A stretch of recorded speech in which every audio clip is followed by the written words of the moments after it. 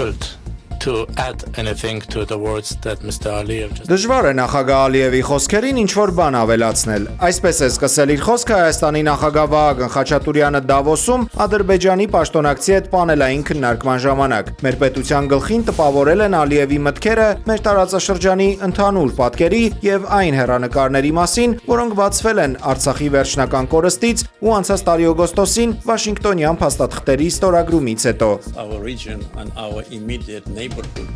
Ադրբեջանի նախագահն ասել է, թե Հայաստանը Ադրբեջանից թույլտվություն է խնդրել իր բեռները այդ երկրի տարածքով Ռուսաստան հասցնելու համար։ Ալիևը վստահ է, որ շուտով Ադրբեջանից Հայաստան բեռները ոչ թե երրորդ երկրի Վրաստանի տարածքով կփոխադրվեն, այլ ուղիղ հաղորդակցությամբ։ Which sets the example of how Մեր նպատակն է տարածաշրջանը դարձնել կայունության եւ տնտեսական համագործակցության կենտրոն։ Մենք հավատում ենք, որ տնտեսական փոխկապակցվածությունը կարող է դառնալ խաղաղության լավագույն երաշխավորը։ It's difficult to add anything to the words that Mr. Aliyev just Իրականում շատ դժվար է նախագահ Ալիևի խոսքերին ինչ-որ բան ավելացնել, քանի որ նա ներկայացրեց տարածաշրջանի ընդհանուր պատկերը եւ այն հեռանկարները, որոնք մենք ունենք, եւ ես լիովին համաձայն եմ, որ մենք պետք է օգտագործենք այս հնարավորությունը տարածաշրջանը վերափոխելու համար։ this role,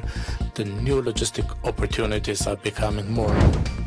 Մոսկվան ցավով է հետևում հայ առաքելական եկեղեցու շուրջ ծավալվող իրադարձություններին, հայտարարել է Ռուսաստանի արտաքին գործերի նախարար Սերգեյ Լավրովը։ Դիվանագետը նշել է, որ իրենց համար տարակուսելի են պաշտոնական Երևանի այն հայտարարությունները, թե Ռուսաստանի ազդեցությամբ են գործում հայ առաքելական եկեղեցու բարձրաստիճան հոգևորականները։ Ռուսաստանի արտգործնախարարի խոսքով իրենց համար անհասկանալի ու մտահոգիչ է նաև Գյումրու նախկին քաղաքապետ Վարդան Ղուկասյանի ձերբակալությունը։ Ըստ Լավրովի, նրան ձերբակալել են Ռուսաստանի ու Բելարուսի հետ միության մասին խոսելու համար։ Ռուս դիվանագետի կարծիքով մարդուն իր տեսակետի համար պատժելը սխալ է, քանի որ մեջբերում նրա խոսքերը չեն վնասում Հայաստանի անկախությանն ու տարածքներին, այլ միտված են երկրի զարգացման համար նոր կապեր ստեղծելուն։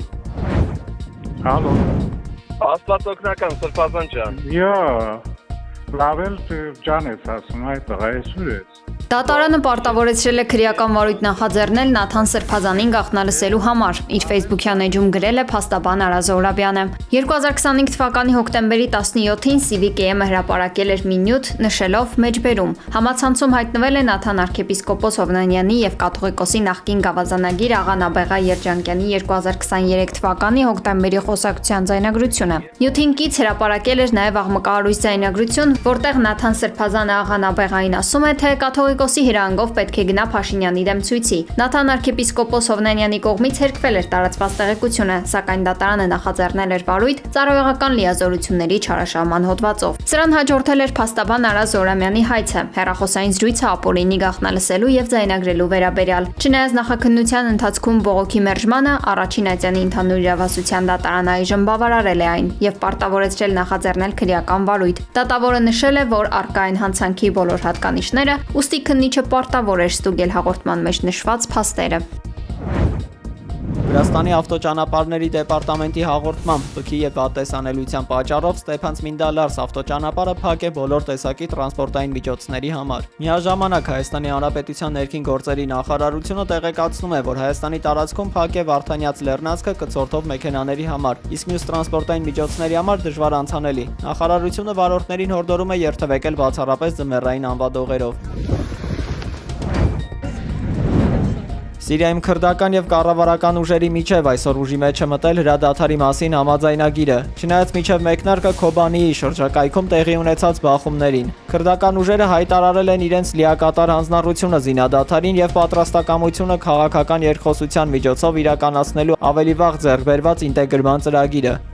ԱՄՆ հատուկ բանագնացը կոչ արել քրդերին օգտվել այս մեծագույն հնարավորությունից եւ լիարժեք ինտեգրվել միասնական Սիրիայի կազմում, ստանալով քաղաքացիություն եւ մշակութային պաշտպանության իրավունք։ Սիրիայի ՄԱԿ-ի դեսպանը հաստատել է, որ Դամասկոսն ու Վաշինգտոնն այժմ սերտորեն համագործակցում են հրադադարի պահպանման եւ իսլամական պետության դեմ պայքարի հարցերում, նպատակ ունենալով ապահովել երկրի երկարատև կայունությունը։ Գրելանդիայի կարգավիճակի ու կղզին գնելու ԱՄՆ նախագահ Դոնալդ Թրամփի հավակնությունների շուրջ քննարկումները Եվրոպայում հասել են լարվածության նոր գագաթնակետի։ Եվրախորհրդարանի դանիացի падգամավոր Անդերս Վիստիսենը Թրամփին գրողի ծոցն է ուղարկել։ Mr. President, Թույլ տվեք ասել այնպես, որ դուք հասկանաք, պարոն նախագահ, գնացեք գրողի ծոցը։ på den selv samme. Այս հայտարարության համար падգամավորն անմիջապես նկատողություն է ստացել։ I'm sorry, colleague. This is against our rules. Thank you, Mr. President. I mean, Ըստ Washington Post-ի Ֆինլանդիայի նախագահ Ալեքսանդր Ստուբը առաջարկել է Գրենլանդիայի հարցը քննարկել ոչ ֆորմալ միջավայրում, սաունայում, երբ համաշխարհային տնտեսական ֆորումի մասնակիցները կժամանեն Դավոս։ basically building 11. No, Mr. President,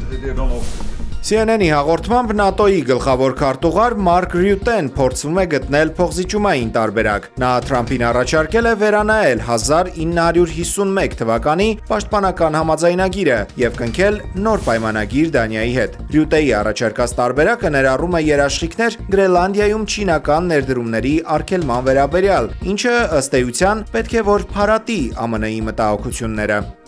Mr. President, this is your prize, this is your peace prize. Էկոնոմիստը գրում է, որ Բրյուսելում քննարկում են ԱՄՆ-ում կայանալիք ֆուտբոլի աշխարհի առաջնությունը բոյկոտելու գաղափարը։ Գերմանիայի եւ Ֆրանսիայի հավաքականների մասնակցությունն արդեն մեծ հարց են համարում այդ երկրի ֆուտբոլի պատասխանատուները։ Ուկրաինական անօդաչուի հարվածի հետևանքով Նորադիգեայում բնակելի տուն է հրդեհվել։ Կրասնոդարի մոտակայքում գտնվող Նորադիգեա գյուղում տեղի ունեցած մի շարք պայթյուններից հետո վնասվել են բնակելի շենքեր, մոտ 10 մեքենաներ այրվել։ Անօդաչուի հարվածի եւ հրդեհի հետևանքով վիրավորների թիվը հասել է 11-ի, որոնց թվում են նաեւ 2 երեխաներ։